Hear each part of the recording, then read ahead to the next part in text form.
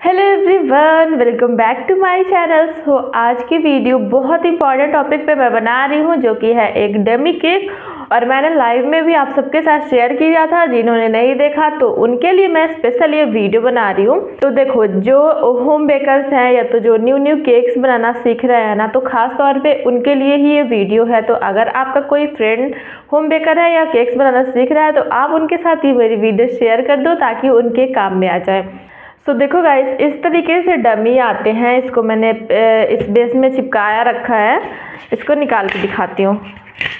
सो ये देखो, ये इस तरीके के डमी आते हैं, अलग अलग साइजेस में आपको मिल जाते हैं। तो ये बहुत यूज़ में आते हैं। जैसे हमें इसमें केक्स प्रैक्टिस करने होते हैं ना, मैंने भी शुरू में इसको लिया था और मैंने इसमें बहुत सारे केक्स बनाए हैं, बिल्कुल रियल केक के जैसे लगते हैं। तो अगर शुरू में आपको ऑर्डर्स नहीं आते, जाहिर सी बात है शुरू में ऑर्डर्स नहीं आते, मेरे को भी नहीं आते। मैं क्या करती हूँ कि इस डमी में ना डिज़ाइंस बनाती हूँ और अपने प्रोफाइल में उनको डालती हूँ।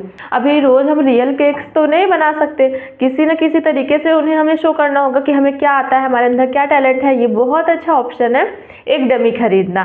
सो आज की वीडियो में मैं यही बताने वाली हूँ कि मैं डमी केक को कैसे बनाया जाता है। सो वीडियो को अंत तक ज़रूर देखना और चैनल को सब्सक्राइब कर दो, वीडियो को लाइक कर दो। चलो हम स्टार्ट करते हैं। तो सबसे पहले तो हमें अपने डमी को कवर करना होगा। तो ये देखो, मैंने अपने डमी को नीचे से कट भी किया हुआ है, इसलिए आपको निशान दिख रहा होगा। तो इसको हमें पूरा अच्छे से कवर करना है, जिसके लिए मैं यहाँ पे क्लिंग रैप का यूज़ करूँगी। आप चाहो तो जो सेलो टेप आता है, मतलब वाइट वाला जो मोटा सा टेप होता है ना, उससे भी आप कवर कर सकते हो।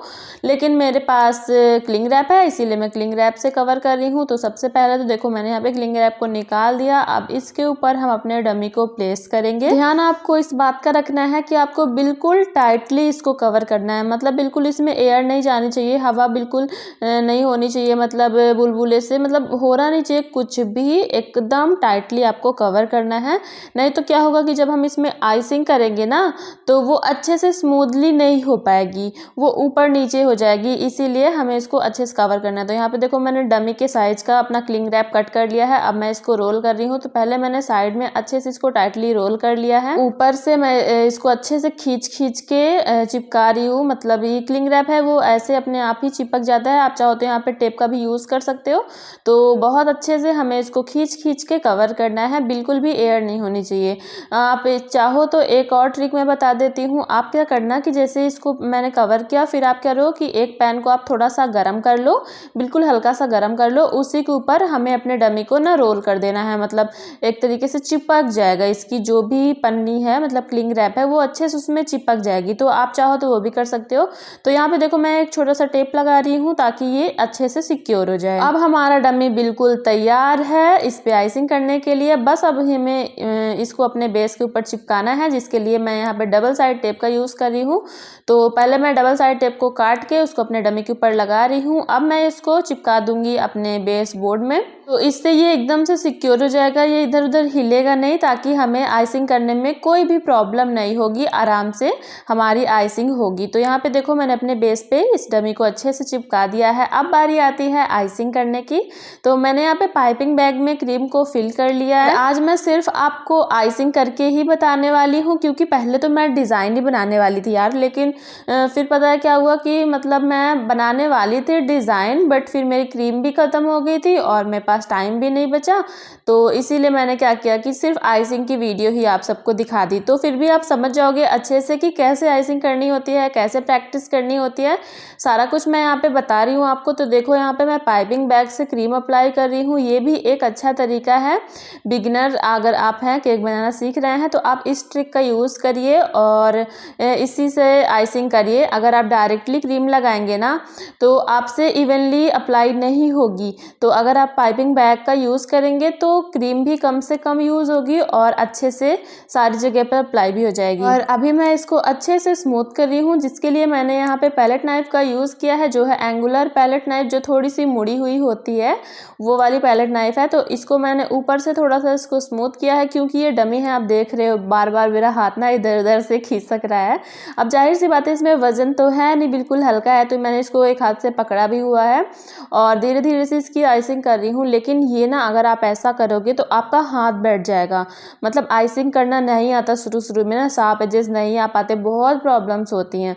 तो ऐसे में ना आपका हाथ बैठ जाएगा, आप प्रैक्टिस करोगे ना, अब इसमें कुछ करना भी नहीं है, आप बनाओ फिर हटाओ इसको, क्रीम फिर से रीयूज़ कर सकते हो। ऐसा नहीं है कि आप क्रीम को फेंक दो, निकाल के आप फ्रिज में थोड़ी देर के लिए रख दो, आप फिर से उसको रीयूज़ कर सकते हो ना। तो ये बहुत अच्छा तरीका है। मतलब अगर आप शुरू में केक्स बनाना सीख रहे हो ना, तो आइसिंग करने के लिए ये तो बहुत अच्छी ट्रिक है। मैंने भी अपनी आइसिंग करना इस डमी में ही सीखा है, नहीं तो पहले मुझसे भी नहीं होता था। और हम रियल केक में अब बार बार आइसिंग करके हटा नहीं सकते ना, तो ये डमी बहुत अच्छा ऑप्शन है।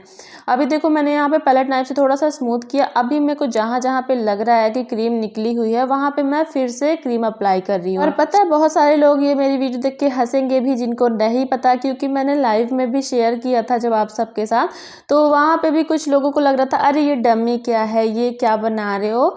बट मैं चाहती हूँ कि आप सबको मैं वही चीज़ें बताऊँ जो मैं खुद ट्राई की रहती हूँ, मैं खुद उसको करती हूँ, वही चीज़ें बताऊँ ताकि आपके लिए भी ये हेल्पफुल हो पाए। जैसे कि अभी ये डमी केक है, तो मेरे हिसाब से मैं अच्छा ही बता रही हूँ, क्योंकि मुझे पता है कि शुरू में ना बहुत ऑर्डर्स नहीं आते, और जो केक बनाना सीख रहे हैं ना उनके लिए पॉसिबल नहीं होता कि वो रोज़ एक केक करके बनाएं, कि घर में भी कोई खाने वाला नहीं होता डेली केक। तो ये मेरे हिसाब से मैं बहुत अच्छा ऑप्शन है कि आप एक डमी ले लो, उसमें आप अलग अलग सी डिज़ाइन प्रैक्टिस करो, इसको अपने प्रोफाइल में इंस्टा पे डालो, ताकि लोगों को पता चले कि हाँ हमें कितने अच्छे केक्स बनाने आते हैं। साथ ही साथ हमारी भी प्रैक्टिस होती रहे, क्योंकि सिर्फ केक ही नहीं, कोई भी काम हो अगर आप उसको निरंतर लगातार करते नहीं रहेंगे ना, तो प्रैक्टिस वो छूट ही जाती है। फिर आप बहुत दिनों बाद करेंगे। अभी जैसे हम रेगुलर केक बना रहे हैं, 1 महीने तक हम केक नहीं बनाए, 1 महीने के बाद बनाए ना, तो वो उतना जल्दी नहीं बन पाएगा जैसे हम पहले बनाते थे। इसीलिए ना ये प्रैक्टिस करने के लिए भी बहुत अच्छा ऑप्शन है। हमारे साथ में प्रैक्टिस भी होती रहेगी और न्यू डिज़ाइंस भी हमें मिलती रहेगी अपने प्रोफाइल में डालने के लिए। नहीं, लोग मांग भी लेते हैं, जैसे आप कोई ऑर्डर देने वाला है, ठीक है, तो ज़्यादातर कस्टमर्स होते हैं ना कि वो खुद से आपको डिज़ाइंस नहीं शेयर करते, हमसे ही मांगते हैं कि आप कुछ फ़ोटोज़ भेज दीजिए। तो इसके लिए ना आप अपनी बनाई हुई उन्हें जब फ़ोटोज़ भेजेंगी ना, तो उन्हें ज़्यादा अच्छे से समझ में आएगा कि हाँ ये इतना अच्छा केक्स बनाते हैं, तो इनसे हमें केक्स लेना चाहिए। मेरे हिसाब से ये अपने बिजनेस को भी ग्रो करने का एक अच्छा तरीका है कि आप इसमें जितनी चाहे उतनी डिज़ाइंस बनाओ।